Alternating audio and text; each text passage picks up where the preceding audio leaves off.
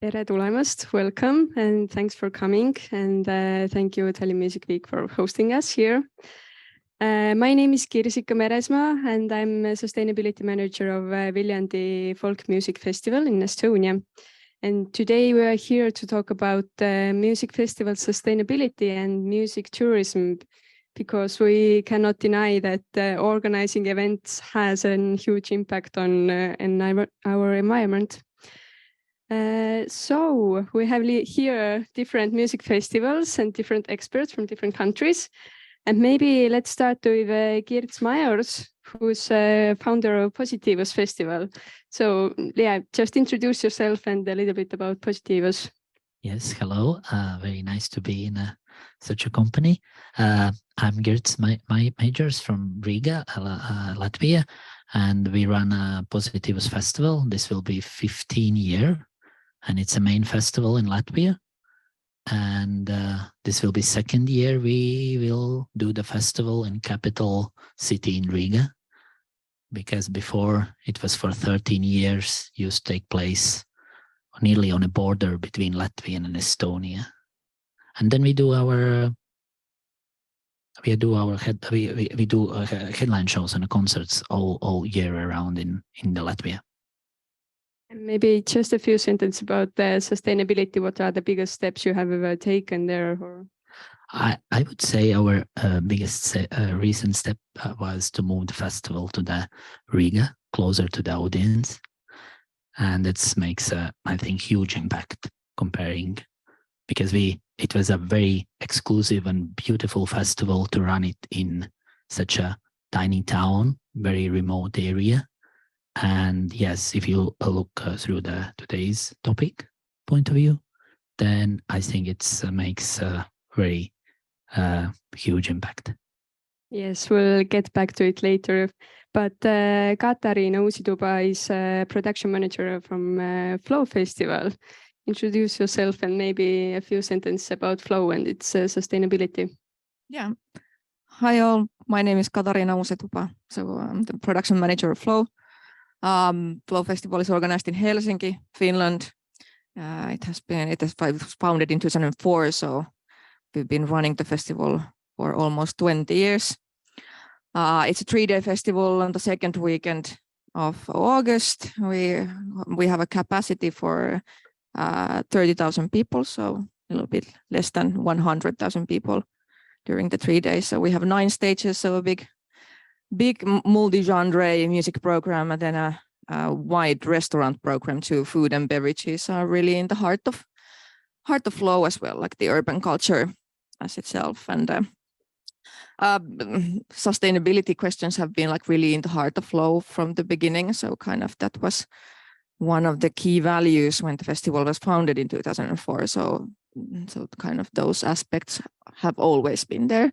We've also always tried to find ways how to make better, less consuming ways of producing festival. Maybe the latest change or latest kind of a move that we made when it comes to sustainability acts was last year we counted the first time our material footprint. We've counted our carbon footprint since 2010. So already 13, 14 years, but now this was the first time we actually counted also the material footprint. So that was a massive work that we did. And it's a great report, and I can talk about it later more. That was one thing. And then last year we left out red meat and poultry from a food program totally. So staff catering, artist catering, all the audience food.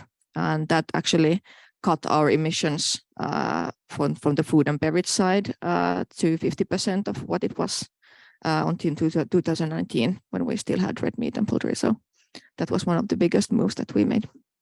Yes, we can come back to it later as well.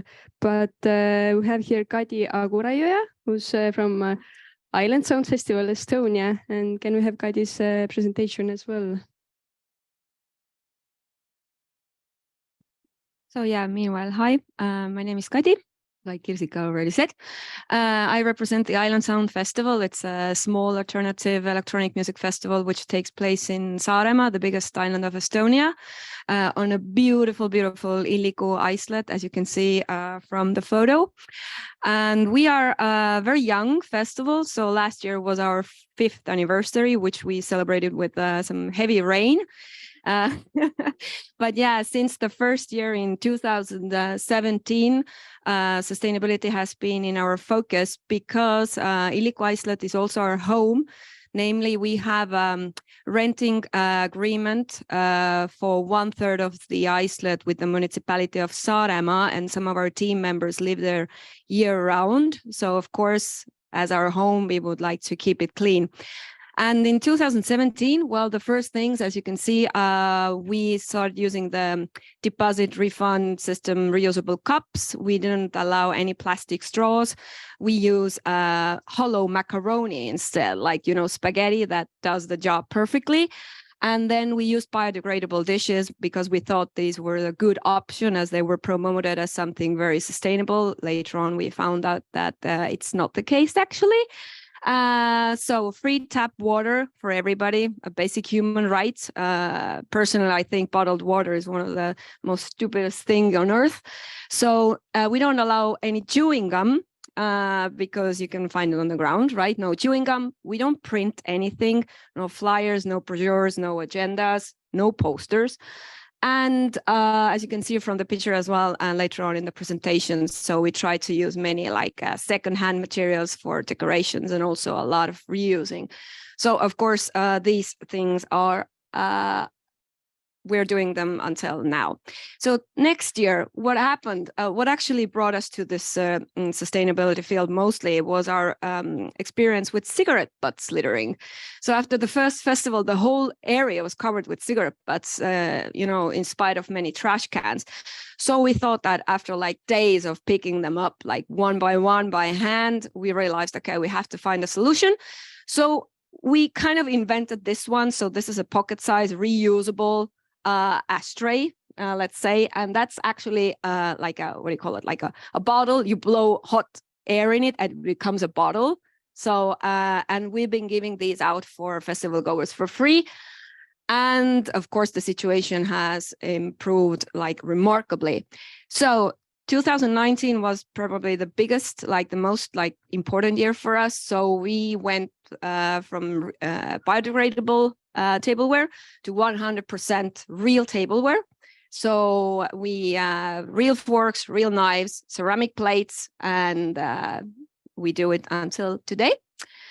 And then we created a very thorough waste sorting system in 2019, as you can see, like paper, cardboard, glass, and so forth. And the 6th waste stream that we collect separately until now are cigarette butts, which we use for an artistic project each year to raise environmental awareness.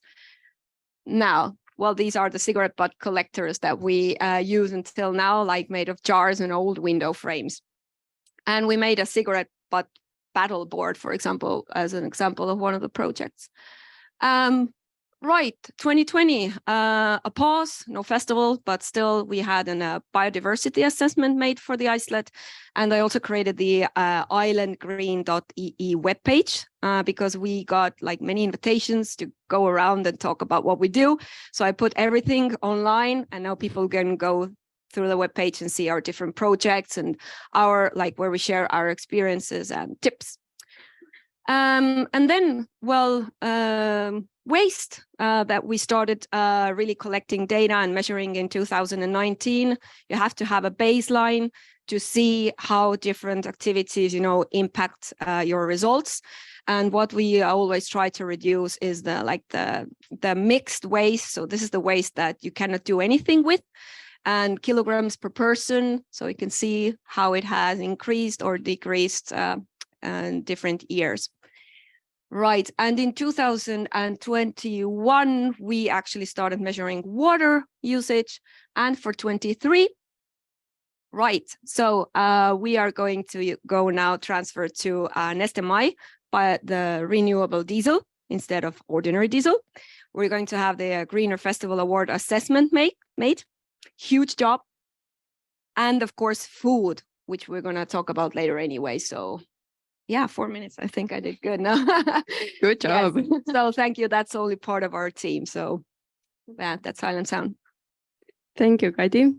And last but not least, Linnea Svensson, who's a sustainability consultant and helped a lot of many festivals, right? And also co-writer of European Green Festival Roadmap 2030, which is going to be released soon. So tell a few sentences about yourself and this roadmap. Yeah, I don't know if we have it. Yeah, Are we should gonna have it. show Yeah, just a second. Oh, Here you see. So you are the first ones nearly in the world to see this. And it will be launched in a couple of weeks. If you want it, it's on my Dropbox. You can pop by later on and give me your email address and I will share it with you. Okay? So this is a tool to help festivals become greener, and it's also according to the European Green Deal and SDGs that we know of. So the point is to try to help festivals to work accordingly. And it's written by myself and Nikita Coulter, who also is a AGF assessor, who will assess island sounds. So it's a small world. We are aiming to reduce 55% of emissions from festivals by 2030 in Europe by following our easy steps. And it's a part of the 3F Future Fit Festivals program of Europe, which is the interest organization of European festivals. Are there any members of Europe here? Yes, that's how we met, actually. So this is a more guide on how to calculate your emissions, because we think, although it's not all about reducing your emissions, it's about doing as best as you can, which we just heard an example of from several of you here. It's also understanding what is a scope 1, what is a scope 2, what is a scope 3, because it's a bit hard to understand, and it's about understanding the scientific language. So we are giving a bit of examples here, and we can talk about different tools for this as well. There is a Nordic tool coming, developed by Norwegian IPCC, Cicero Center for Climate Research, and the business industry in Norway, called Green Producers Tool, and it will become a Nordic tool within the next couple of years. So that could be a way. But the thing is, you can measure. And these are the main areas that we are looking into, giving very action-based input on how to work with your strategy plans. And that's something you should all get started on. But it does not mean that you can't get started on practical things before you have a plan. It's like some things you can already start with, like having rechargeable batteries in your mics and so on. I hope we have that here. You know, low energy issues. We all know a few things we can do, right? So in Sweden, in the festival I work with there, we have just a smoking area, not in the whole area. So we have all of the cigarette butts in there. But in Oslo, where I live, I'm Norwegian. Snus, you know what we do in like Norway and Sweden. I don't know why. And cigarette butts are the main trash going into the Oslo fjord. So it's a big issue. So great to hear what you're doing. We're also looking into action points for energy, materials and waste, food and beverage, which I realized after doing a really thorough CO2 analysis for 2 different festivals last year in Stockholm and in Norway, Oslo, that food is like, and beer is quite a big emission. And beverages is even beverages. bigger. Yeah, it depends on the sources that you're calculating. The size. So, yeah, but it's the volumes, right? So it's volumes. Food, of course, yeah, travel and transport, and water and community and biodiversity. So it's kind of based on 4 different levels. And when doing even the challenging level, you should be at the aim of reducing your 55% at least. Yeah, so this is how it's built up. quite logic. Yeah, I think I'll stop there. Yeah. All right, thank you. It's an amazing job done there, and hope to see it very soon. But You maybe, yeah, I will. But maybe let's go back to this festival's location thing, and maybe Gert, you want to open it a bit, because going from a small town, Salacgrīva, to a big city, what was the things behind this decision? Was it just sustainability and environment? I think no, but maybe you can just open this topic a bit. Sustainability was the outcome of that decision. But no, it was a business decision, because to make the festival in remote areas, it makes it much more expensive. And today's to cover the festival program, it becomes a more and more expensive from the year to year dramatically. And our tiny markets very hard is to pay for that. And because just our tiny, we don't have so big markets to attract the necessary amount of audience. And of course, as festival becomes more accessible, as easier potentially, you have to attract the audience. But there was many reasons behind, because it was 13 years after Salacgrīva, and it was a very hard decision, because emotionally that was to run around a long life festival, you are very connected with location and with how everything started. And that was a very and then we made in 2019, I think we made very unsustainable concert in Riga, Rammstein, and that was like and we saw how much easier is to do the big scale event when you are in Riga, comparing where we are and where we've been with a festival. And yes, and that was a final decision why we made to come to the Riga. And we, of course, as more we think about that, as more opportunities we actually saw into this decision, against all these worries and sadness to leave our original location. And yes, and then the pandemic, because the decision was taken before the pandemic, and after the pandemic, I think somehow you opened eyes in a new world, and we were happy that this decision was taken, and to run it from so many reasons in Riga, as I mentioned and told, it was a very right decision for us. And yes, there is so many. I'm more a business person, because yes, I put together that festival, and we need at the end of the day to pay the bills, and that's a commercial festival. We don't have public money involved in festival for 13 years. This is the first 3 years we are attracting little foundation from the city municipality, but for 13 years we run the festival only by ourselves without any public funding. And because yes, in a program wise, it's definitely the biggest festival in the Baltics, because it's a big level headliners what we are attracting. And when you play in that level, of course, or unfortunately, these business decisions plays a main role. But what I see nowadays, when we starting to talk about so many sustainable kind of activities, then this comes very much together, because so many sustainable activities you actually can do and save the money as well, in a way that you do the things in to taking care about that one, and that is important. And that's why I think in so many different ways in our fields, you actually just to doing more productive from the business perspective, you realize that actually you run your event more in a more sustainable way.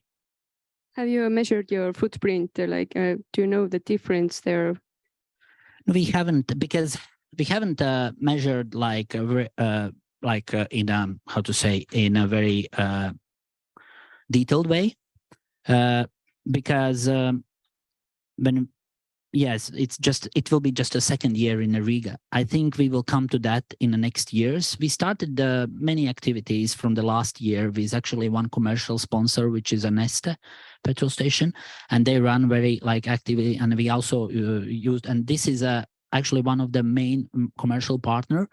And I think for the future we will be just forced to do that, but we haven't done so far. Yeah. Mm-hmm. And in contrast, we have Island Sound, which is in Saaremaa. You have to take a ferry to get there. So you can swim if you want. Yeah, that's true. But how do you see it? Like, is it a huge impact on the environment to do it in so far away? It's not Tallinn. It's not even like mainland of Estonia. Yeah, of course you have to. There isn't a train option for a train. So of course you have to take the ferry as well to cross water. But I think from Tallinn to Virtsu, where you take the ferry, is like 100 kilometers, and then there's a bit more, so it's 100 and something to get to the venue. But it's like it's the balance, because at the same time, like I said, we have like a contract with the municipality of Saaremaa for 1/3 of the island for 35 years. So 5 years down, 30 more years to go. And we also have a license to build, well, of course, according to the detailed architectural plan that's in place. But at the same time, it means that we have the headquarters there. We have our big storehouse there where we keep all the decorations, which we can just take out, paint, make something else, put it up, and it looks fresh, right? So we have we've had 6 stages. So 4 of them actually are in place all year round. So there are only 2 stages that have to be put up and brought from the inland, right? So at the same time, we use a lot of local suppliers. We from Saaremaa regarding the food and any other service, and then we have the festival bus going from Tallinn and Tartu to the place, to reduce the carbon footprint. So it's like the balance thing as well, I think, and of course it's Island Sound is illico islet. I mean, it's not even possible to do it anywhere else. And like I like to say is that the surroundings is so beautiful that half of the decorations are already done without us even needing to raise a hand.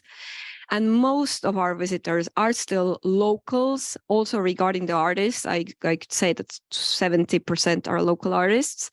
And we also sell only a limited amount of tickets each year, which is together with the team and volunteers and the guests, we allow about 3,500 people to go to the island to protect, and also the sewage doesn't carry more. So we're very small. Yeah. Line, you had a comment on it? No, you replied to it, but I was curious, are you connected to the sewage system? Or are you connected? Yeah, we are. Okay, that's we are. great. The island is, yeah. It's very habited by humans. So when we had the biodiversity assessment made as well, we didn't have any findings that some rare species or animals or something, because there used to be a port. It's in town of Orissaare, so, and also a boat factory, so old factory cool buildings. So it's very habited. But Line, do you see, are there any positive things of organizing event in village versus doing it in a city where everything is already there? Okay. It sounds amazing to have a festival like Island Sound. We have equivalents in the north of Norway and around Norway as well, but it is, a ferry would emit much more than a plane, although it's shorter stretches. But it seems like you kind of have a really good setup for how you get your audience over? Do they bring their own cars? Just asking. Yeah, we well, there's a bus, and of course there's cars. Well, we always promote like car lifting. They share a car, come together, because well, it's also quite expensive to get to the island. Well, now the prices and everything, gas has come up, and you know the tickets for the ferry have gone up. So it's for people, it's economically better if they're like 4 people in the car. The festival is not the cheapest because we don't have any big sponsors, so that makes people to reduce costs and share. But it sounds like a gourmet version of a festival in a way, because you have like this amazing setting and scenario, and it's like a limited edition. But as Gerrit has his experience, it is much more efficient, both and sustainable, both economic, socially, and environmentally, to do it in a city, because you have the infrastructure. And I look at you because you have your festival in the middle of Nothing. Yeah, but you're in Helsinki. Yeah, but the infrastructure-wise, we don't have. You don't have anything. Well, okay. Well, some part of the area has electricity, but it's like, I don't know, like half of the area. Yeah. So we need quite a lot of generators, and that's why we use Neste Mai. We have used it since 2018 when it came to the market. So that's the reason. But if we look at the mission-wise, of the footprint of a festival is typically from transport of audience and artists, and with the festival you don't have the transport of the artist. And I've been discussing that, okay, I'm based in Oslo where everything is electric, and the city has promoted a campaign to have zero emission vehicles for the whole system.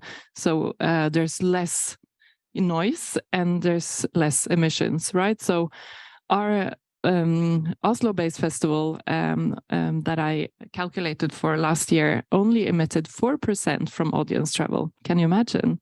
4% of the total was audience travel because of the walkability. They used their bikes, and the train service and the public transport service was quite close to zero.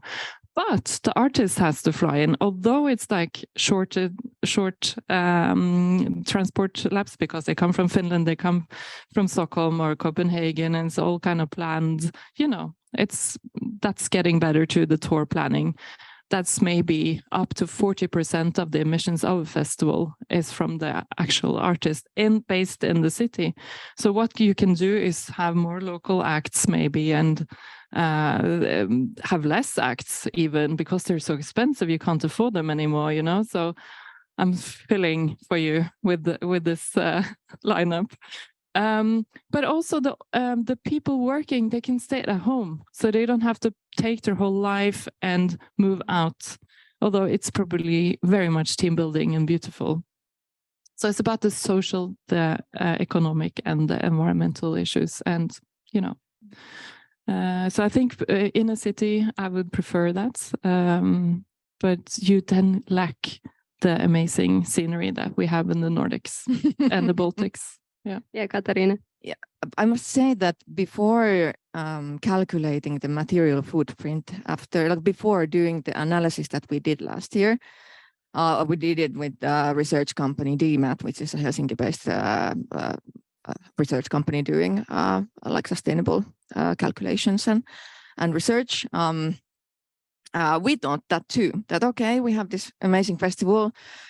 We host 30,000 people per day for 3 days, but at least most of them come from Helsinki. So we are organized in the city of Helsinki, and most of the people come around. So in 2019, we had 15% of our visitors were foreign, so they traveled outside Finland. And last year it was 5%, mostly because of the unfortunate war happening in Europe. So most of our foreign visitors were Russian in 2019, and that was different last year. So 95% of our visitors were Finnish, and of those, approximately 80%, like 75%, were Helsinki-based.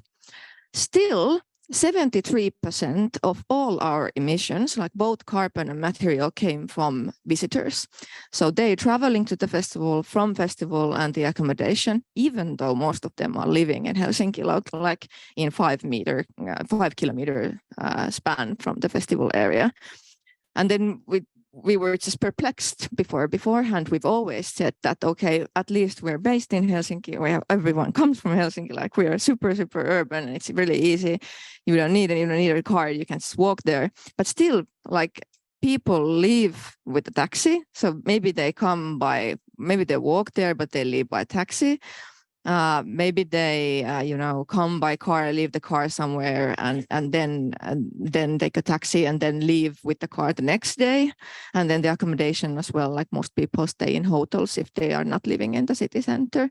So that was something that we actually are like digging deeper this year, that how can people share lifts? Can we share more information where they can leave the car so that they can use public transportation from there on? We are doing cooperation with the public transportation companies so that it would be cheaper and easier for people to actually use public transportation. But just look here, you all have the public transport on your ticket. Yeah, I think this is great. Yeah, and we tried this too. And now I hope no one from the city of Helsinki transportation companies here, but they gave us an offer that what would it cost? We asked them to give us an offer that how much would it cost if all our festival goers who have a 3-day ticket would have a free public transportation badge. 350,000 euros we would need to pay to get that ticket. So we were like, okay, well, let's do this. figure out something. Crowdfunding. Use the crowdfunding. Everybody pays their own. But this, I think, this just underlines the different ways of calculating emissions and we are discussing this on a European level, how to calculate in the same way, because it shows different. Like my hotel emissions are really low, so I don't understand how it can be high in Helsinki, so it's because of the different ways of calculating, and I think we should be aware. And this is why it's hard to compare, because it's comparing apples and potatoes and it doesn't really work. So we should be aware of that. Yeah, I must say that we've calculated our carbon emissions, like I said, from 2010. So, and we've done a massive job throughout the years, and we've doing already like everything, like you said, and like a bunch of other things. So we already started with a good position. And if you compare to a festival who doesn't do any of those things, the numbers are significantly different. So that's why the visitor amount kind of pops up, because we haven't really looked at that carefully. We haven't really calculated that carefully beforehand, like years before.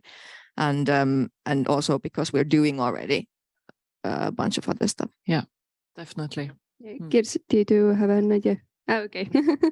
But maybe let's go to this materials and purchases thing, because our aim is to produce less, reuse more. If we can't reuse anymore, then recycle. But are we actually ready for it? Like in Estonia, there's very hot topic about reusable dishes at the moment, because next year it's mandatory for all the events. But non-plastic, yes. But are we actually ready for it? Because it seems to be a little bit inconvenient for visitors, for organizers. It's usually more expensive. What are your thoughts on that? I maybe start from Baltic side.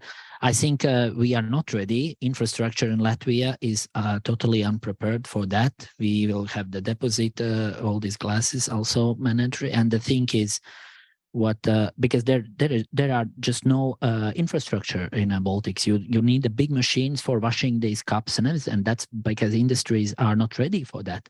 For the big events, that will become as a huge issue, because it's a big difference to run a 10,000 capacity event or 25,000 capacity event, and you need a totally different machines and industry involved, and because this industry are not established, it will be super expensive.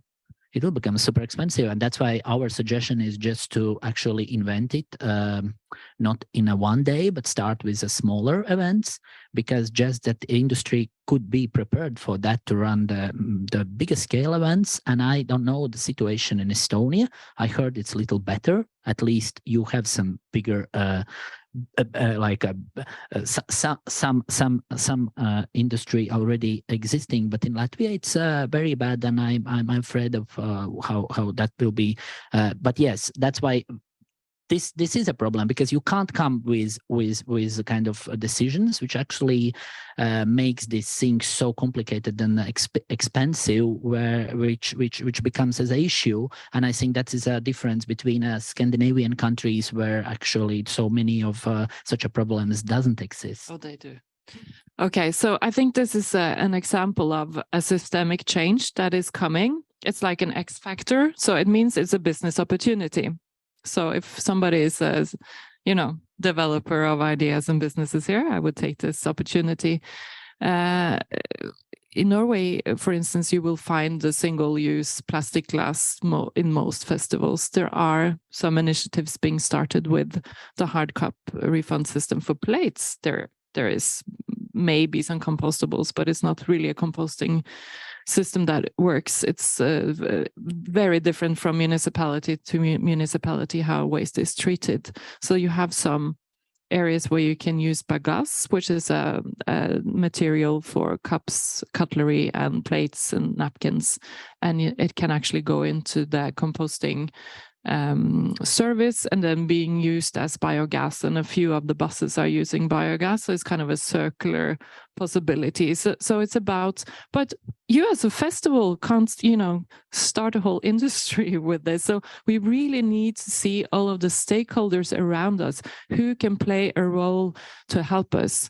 And here, I think it's the brewery, right? So that should take some responsibility. Why should you as a festival stand alone and like, shit, I have to solve this? It is. EU problem. It is, but it's not so easy, because our market size is way smaller than all other Scandinavian countries. And to make the investment to establish these machines, you have just a less similar size events in the market than in a 3 times bigger market, and that's always will end up with this sum of initiatives at the end of the day will be much more expensive than in the markets where you have more people and more events where you can run and get your investment back, and that is a big issue. Are you thinking from a brewery's perspective when saying that? Yes. Yeah. Okay. So I guess Norwegians would say the same, use the same argument as you and say, point to Germany. But that's the point. Like, we can't just point to a bigger market and say, oh, look at them. They have already, in Germany, have a reusable cup since India. Yeah, look to India.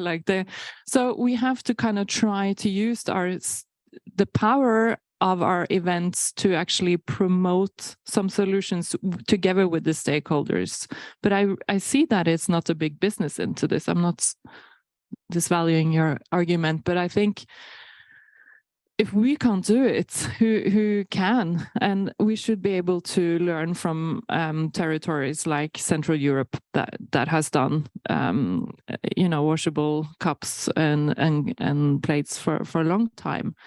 Yeah, Katarina, how is it with Flow? Do you have like biodegradable dishes or? Everything is biodegradable. So all the trashes, we have 45 restaurants that are all like unique restaurants. Everyone only serves biodegradable trash out. But is it actually biodegraded afterwards? Yes. Because I see that often, that it's not, it's just going into. Yes, and we actually help them and we actually teach them. Last week, we just had a tuition, like an info meeting with the restaurants, and we tell them that which, for example, specs, but if you have a plate made of bamboo with this kind of special glue, it's not actually biodegradable because it doesn't go through it takes 25 years for it. But it means that you need to be like a plate expert to know all of this. Yeah, that's what I want to say. We need to be.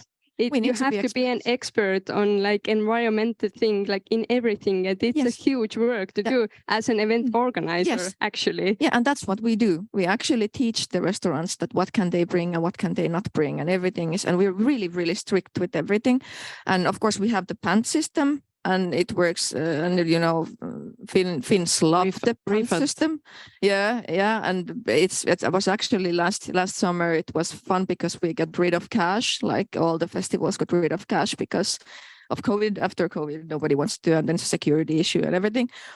And then there was like this issue with the credit card companies that they actually made a reservation from your card that if you buy a drink, then they reserve that €1 and then they give it back when you return the can. But it doesn't work like that because you want to also bring your friends' deposits. And then it's only €1 that the reservation is on your card. So people got really angry that because they wanted their money, they want the friends' money as well. And people's money that they didn't even know about because they wanted to give the pants back, the deposit back. But then we actually got a small amount of cash for that so that people actually got the money back when they return the deposit. And then we have the hard cups as well that have the same deposit that you pay €1 and then you get it back when you, and some people actually take it home, the glass. That's a small issue because they are so nice, the glasses, that they want to use it home. And then Island Sound has a very DIY system. Do you want to talk about it? We invented our own system basically because there weren't any service providers on the market. And like I said, it was in 2018 when we started looking more into it. Like, okay, biodegradable, what does it actually mean? Because they came to the market, they were heavily greenwashed as something like, oh yeah, so people just thought that, okay, throw it into the bio waste like any other, but it doesn't compose there. You have to have the special machine. Then we don't have it actually in Estonia, or we have a very small one, so everyone can't go there. So I looked more into it, just the event party organizer, me looking into this, like, okay, so where does this plate go? Then I realized that there's only like one waste management facility in Estonia who has this one specific type of machine that actually is able to compose those dishes. And we found out that they actually end up in incineration. So we thought, okay, no, this is not good. This is like greenwashing. And so for 2019, we just thought that, okay, we're going to collect some plates. We did like crowdfunding. Everyone, if you have some old like plates and forks and knives, just bring it to us. Then we collected over 2,000 plates, which we now store in our warehouse. Then I wrote a project for the Estonian Environment Investment Center, and we got some funds to buy like 2 industrial, very ecological, like dishwashing machines. So our guys we had a trailer. So we put the machines there with the sinks and with everything, with the running water connected to the sewage. And then we just made this deposit refund dishwashing rental point. And brilliant. The first year was quite messy because we thought, okay, we just can't, because we had those, and then we bought ourselves 20,000 cups, which we now store in our warehouse as well, deposit refund. But then I thought, okay, so if we give out the plates just like that, they're gonna lie all over the iceland.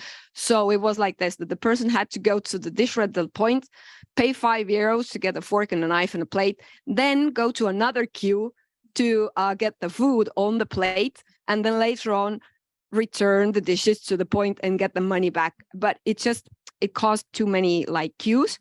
So in 2021, I thought, let's just try something out. Let's trust people.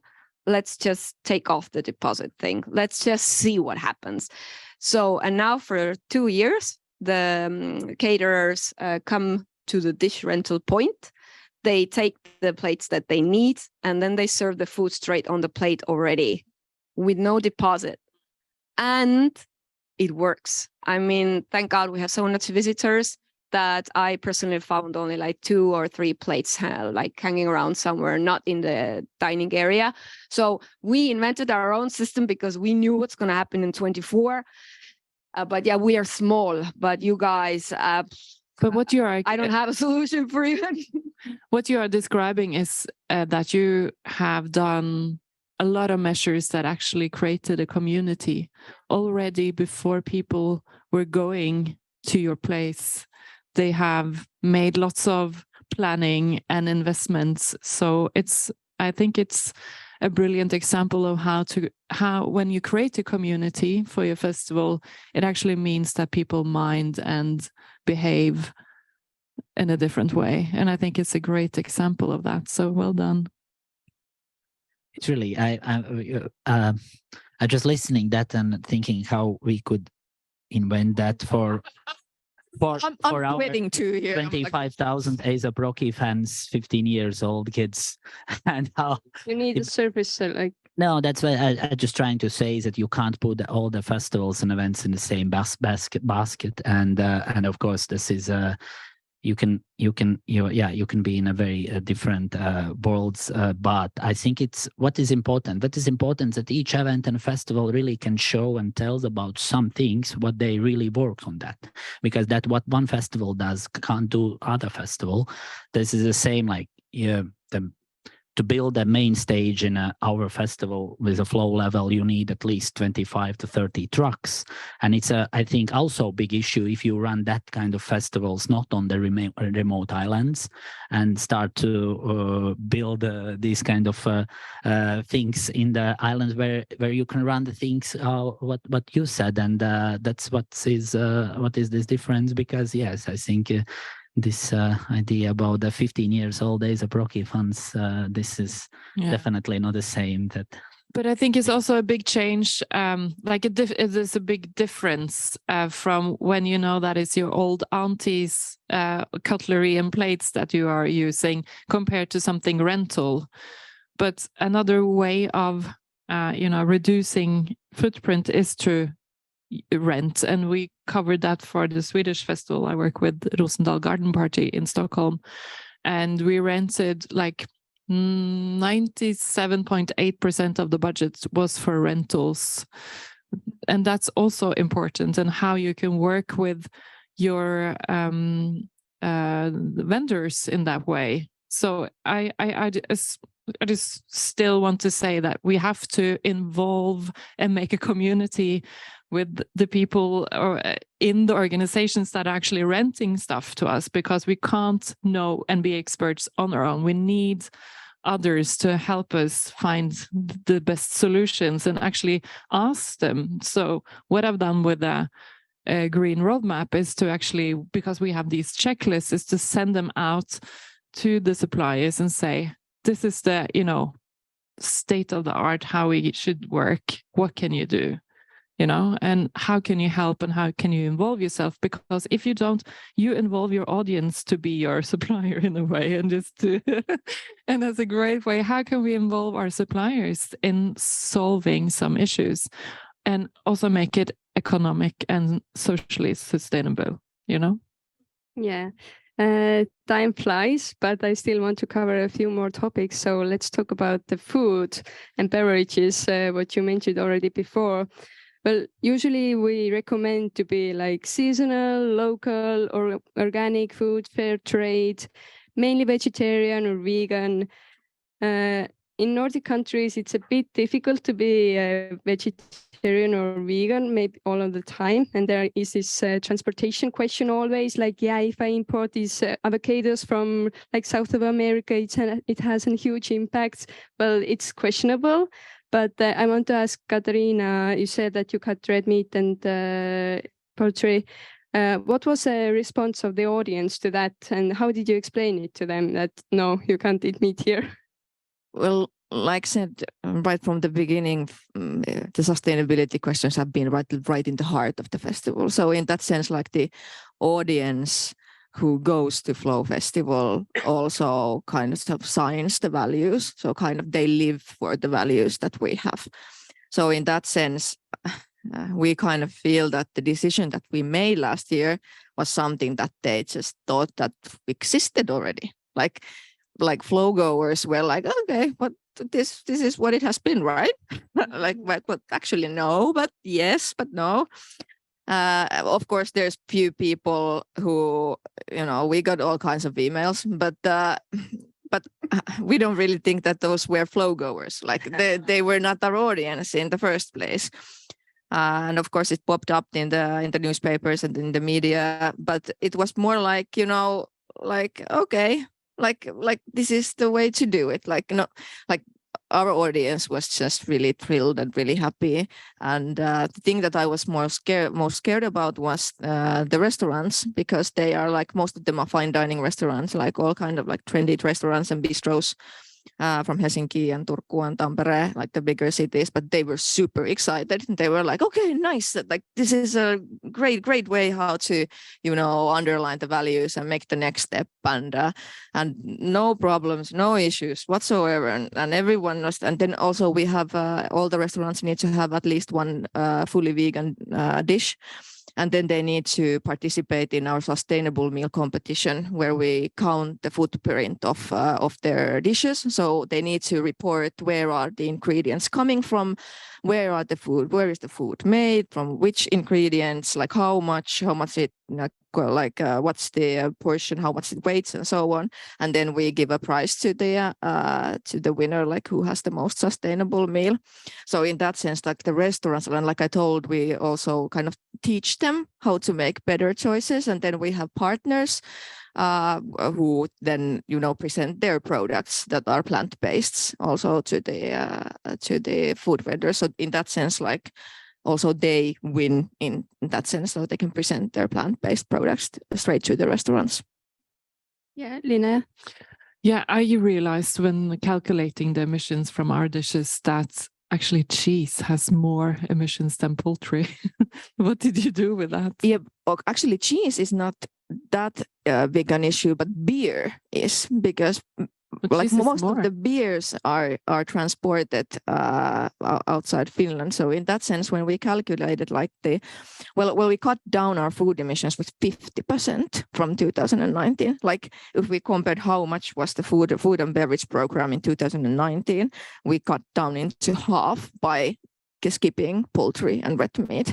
And then the next step actually from DMAT, the research company, was that, the next step would be get rid of beer totally from the festival, like get a non-alcoholic festival. Like, I don't know where the euros come how from. They calculate. Again, it's like emissions on beer can vary from 0.4, a factor of 0.4 per liter, and up to 4 or more.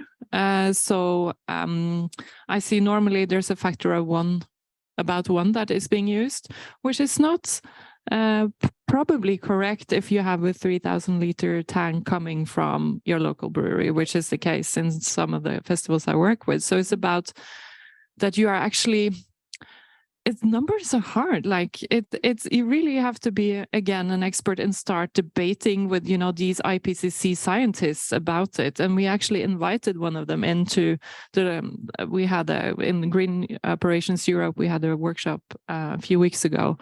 And so he is already invited to Eurosonic. If anyone of you are going there, he will be there. But it's about knowing. If you have a local cheese, then it's different than if you transport it somewhere from France.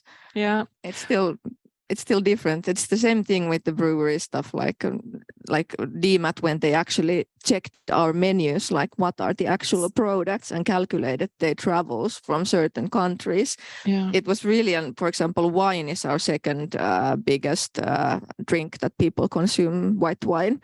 And Finland. But apparently France, I'm not gonna have any wineries soon. So I'm not going to debate this a lot, but actually transport is not the biggest part of the emission. Actually, the grains in the beer is, and how that is being produced. So but it's amazing that you did all of this work with calculating it. And it's about, I guess we can't really get rid of beer at a festival. Yeah, we have already talked about a lot that calculating and being very into details, and the measuring part is like super complicated, and you have to involve some experts to do it. It costs some money, and actually, who cares? Why do we have to do it? And then we are like, we want to take all these certifications for our festival. We want to get labeled that we are green. You are going to get this Greener Award certification. Why do you do it? And what are maybe the biggest leaps you have taken in order to get that? We actually applied for it for 2020 already, but then the COVID hit, and then 21 we were still like down on our knees, and then now 23 we thought, okay, let's just give it a shot. But the assessment is made through like, I think there's like 12 or 13 different areas: biodiversity, local area impacts, water, wastewater and sewage, food, transportation, energy, so forth. There are like a lot of different things. So, and I think that the area where we really made some good steps is the how to reduce waste, like with the dishes and cups and everything. So this is where we've done really good. And now the other thing is that the energy part, that we're going to use a renewable diesel, but still like 15% of our electricity comes from grid, so we can't do anything about it. So why? Well, just to get feedback, to get good feedback, because we're on our own. We don't have, I'm not an expert. So when Kirsi introduced, oh, we have a bunch of experts, I'm like, oh my God. So I'm just like self-learned. I don't have any like environmental degree background or anything. So we learn as we go. And now it's a good moment like to get feedback from professionals, like, okay, so this is what we've done. This is, we've not done at all. So what could be done? Where should we start? So most of all, it's to get, because we've ordered the feedback report. Taking home an award, that's very difficult. I don't know, but that's not our purpose there, to get the award. I think 5 or 6 levels, so you will definitely get some kind of level. Okay, rookie level. I think you will be doing fine, actually, as also an AGF assessor. But I think you devalue yourself because you are an expert of your own festival. You all are. Yeah. So that's okay. And it's also kind of a checklist. So if you are eager to look into this is where you can go to the European Green Roadmap. It is based on AGF, so you can see which level things are. So now after this, you can see, do we have all of the basic areas covered? Because if not, that is something I should focus on first. This is what I should start off with. And doing a certification, it means that you also get a third party in that verifies what you are doing. So it also helps you, having your exam in your own event, which is a strange thing, but also it kind of sharpens you and help you make the right choices. I think the challenging part here is that when I went through the documents which are required, well, they're not mandatory, but still more documents you have, better chances you get and so forth. But for us, it's been a lot like word to mouth. Everyone knows what they should be doing, but we don't have stuff documented. We don't have okay, here's our sustainable procurement policy, boom, a PDF. No, the whole team knows. So, and now it's our moment. It's like, okay, they asked documents. We don't have anything. Everything's here. So how does it work? So what's the strategy? What's our plan for the 5 years? We just do stuff, So it's a good insight from you guys, how this should be done actually. Yeah. Just a very short answers now, but do your countries have some kind of funds or grants to apply on in order to make your event more sustainable? Maybe let's start from Finland. Well, the material footprint calculation that we did last year was funded by Business Finland. So yeah, we made a business case of it and then we applied for funding. And we paid part of it ourselves, and then it's part of the process, the funding, that we need to pay a part ourselves, and then they pay a part of it, and then we need to actually present something like a ready product. And then we're actually now with DMAT doing for this year we are not calling it calculator because there's so many calculators. We're calling it budgeting tool, because we think that we shouldn't budget only with euros. We need to start budgeting also with CO2 emissions and with material usage and so on. So we need to have different kind of levels to budget our festival and how to make decisions. So that's the next step for it. And the answer was Business Finland. Yeah, so there are some in Norway and Sweden, there are some project funds like you are mentioning. Some municipalities actually pay for a festival to certify themselves. So it's very different from municipality to municipality, but we made a green roadmap for Norway where we asked for funding for these kinds of systems. Now I'm working with a plan for the Nordic Ministers, Council of Ministers, where we are also looking into some schemes. So we will give some advice to the governments, but there are no national support at the moment. What about Latvia? I'm not 100% sure, but I think we don't. And do you want to comment Estonian situation? What's our situation?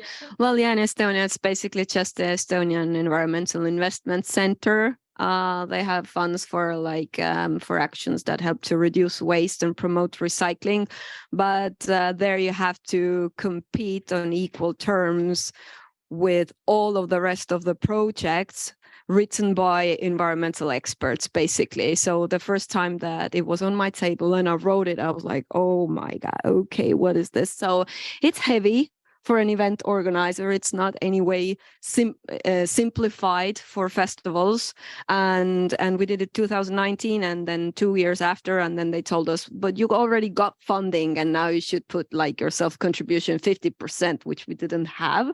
So the answer is like semi something, maybe, if you're willing to go through it. Maybe we can take one question from the audience, or if there's anything online. Does anyone have a question? Yeah. Thank you for the great presentation and everything you shared is really, really interesting. I think first that the main issue is not our consumption first, but the first is the production and the mentality of the whole world that we're consuming it's already produced. So we're not using plastic on our festivals, but they're going to the store and they're buying everything in plastic. I believe that our main goal of our festivals is to promote the way of thinking that we have to change the consumption, but actually not to change the consumption, first to go to the producers and to push them to change. So I also have some practical questions. I'm coming from Bulgaria, from Sofia. I'm running my own festival there. It's just already really big. And I'm facing a very big problem with the reusable cups like you, but it's not about the washing machine. It's about the tax law, which doesn't allow to have a deposit. For each euro, we have to issue an official tax receipt.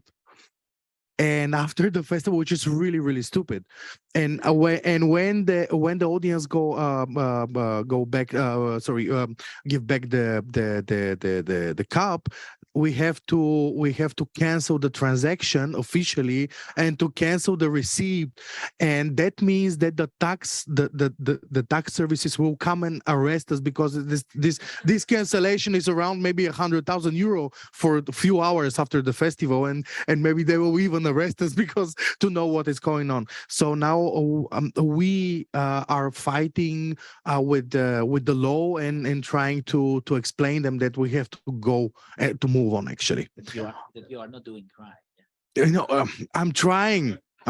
We still didn't implement the reusable cups only on that reason. There are some festivals in the mountains, for instance, that they are doing that, but actually, if the tax office come, they will kill them.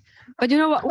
But isn't this a loophole? What we do is that when a person buys a drink, it's a €5 drink, and then they pay an extra €2 for the cup, so it's €7. Yes. But when they return the cup, we always give them back cash. That's fine. But it's not in Bulgaria. No, we can do that, but it's like a black box. I mean, you have to have 100,000 euro in cash to give the we have like 20,000 euro in yeah, coins. yeah, yeah, that's so it's tricky. But maybe I want to offer a solution for this, but I know that we are past time. But in Oslo, they at the Oya Festival, they actually just did a festival tax of €2 to get your hard plastic cup, and then you could just, when you left, you in the evening and come back the next day, you just get this wooden chip, and the next day you will go to the bar, give the wooden chip, and you will get a new. So actually, the audience paid for it, and then you don't have any cash or anything. So done.